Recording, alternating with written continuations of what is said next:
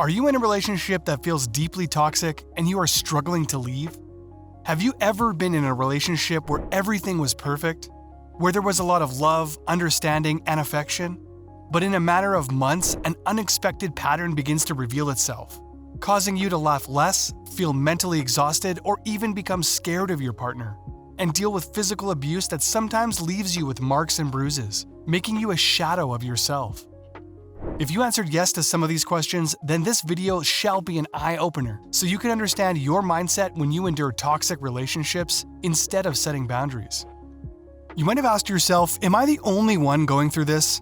Well, the answer is no. According to the Daily Mail, 60% of people stay in a bad relationship, and over the years, we have seen that number increase, with some of them being a public affair. The legal battle between ex-spouse Johnny Depp and Amber Heard, in which the media has been deeply engaged, with accusations of domestic abuse and sexual violence taking center stage, is the best example of what happens when people stay in toxic relationships, how it changes their entire life and how people look at them. And just like them, the first reason you are still in such relationships is you believe you can handle it. You probably say you can handle verbal attacks, resentment, dishonesty, and other toxic behavior. You think you have grown a thick skin, and anything your toxic partner dishes out, you can take. You believe you understand them better than anyone else, and that you can change them as long as you are together. You might even stay in such a relationship because you haven't seen others do it and endure much more, thinking this is normal. Johnny and Amber first met on the set of the 2009 movie The Rum Diaries, where Johnny played Paul Kemp and Amber played the role of Chanel. The two instantly liked each other, and according to Johnny, she was in my head, so I tracked her down, we tracked each other down. Incidentally, it was amazing.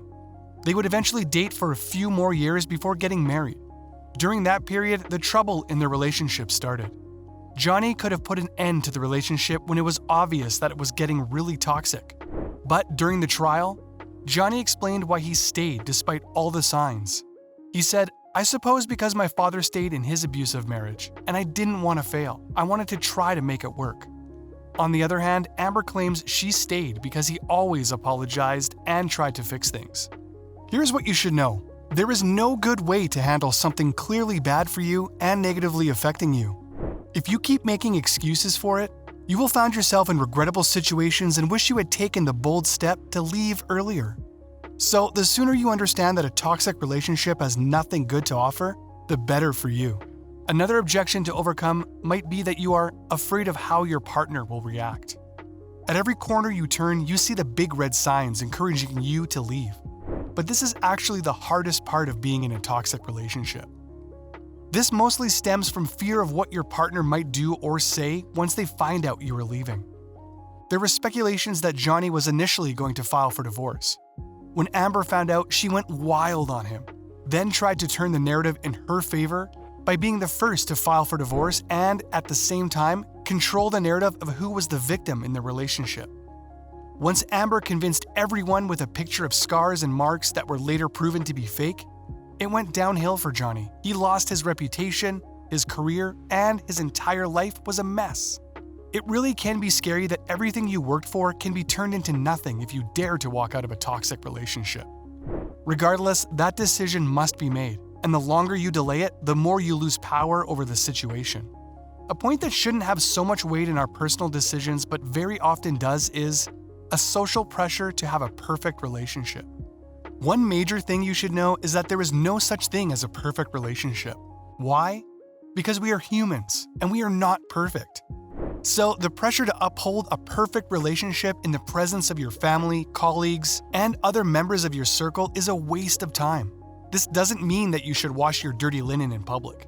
However, do not make it seem like everything is okay in Love Island when you are really falling apart.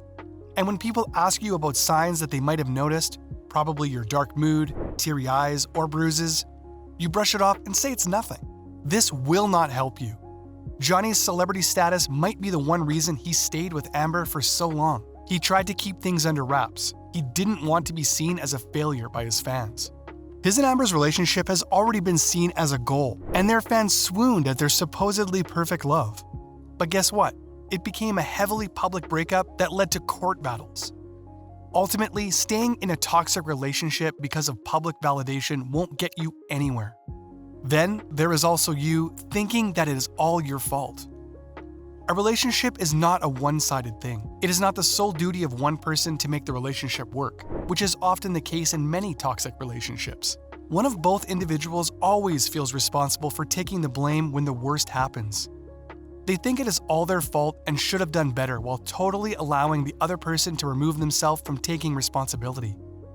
Sometimes they are made to apologize when they are clearly not wrong. This kind of mindset makes it very difficult to leave a person. And sometimes people don't leave until their partner is completely done with them. And then they become an emotional wreck. Usually, the pattern of accepting blame is so that peace can reign. Johnny spoke about doing everything to calm Amber down when she starts her episode, and even apologizing when he wasn't wrong. Which leads to the next point. You value their needs as more important than yours. Being in a relationship will have you prioritizing your partner's needs over some of yours. This is you going the extra mile just to see them happy. And this is done mostly out of the love you have for them, which is fine. But that becomes a problem when you let your needs be neglected, thinking that you don't matter and their needs should come first. This mindset makes it easy for you to get lost in a toxic relationship because you end up not receiving as much as you give.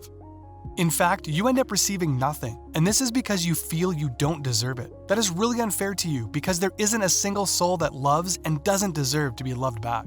Maybe because Johnny is richer, more influential, and has more to give than Amber, that was why he didn't mind giving and giving, even satisfying her friend and family, allowing them to enjoy the best part of him without receiving much in return. This is a character trait most kind-hearted people share, same as the ability to, you forgive and forget too quickly after every abusive event. After each fight, argument, or toxic situation, there is a round of apologizing and promising never to do it again. You and your partner make up, do nice things for each other, and go on trips, vacations, and the like. This makes it easy to put the negative experience behind us and try to make it work again. But what you are really experiencing is a cycle of a toxic relationship, like what we saw between Amber and Johnny. Their first year of dating went well, and when they started having problems, they would go on trips with family members, travel on vacation, or go shopping. And although it was clearly not working, they even went ahead and got married, which of course fell apart and led to one of the messiest divorces in Hollywood. There is really no reason to endure toxicity, even if you share a life together. Toxic relationships can last for a very long time, and couples would amass so much together during that period. You might even get married, have children together, and share finances or a house, which makes it increasingly difficult to leave, coupled with the fear of starting again after so many years. This is pretty similar to that of Johnny and Amber. They were married and had had each other for so long that there was a real fear of not having all the benefits of being together. Amber's life had changed dramatically since being with him, and Johnny was probably not in the right place to find a new partner and start love all over again. Honestly, people stay in toxic relationships for many more reasons than we have mentioned. It is really unfair to blame them since most people stay based on bad judgments. Instead, try to get them as much help as possible. How were you able to survive a toxic relationship? Tell us in the comment section. If you think this video was helpful, please share it and don't hesitate to hit the like button if you enjoyed it. Thanks for watching.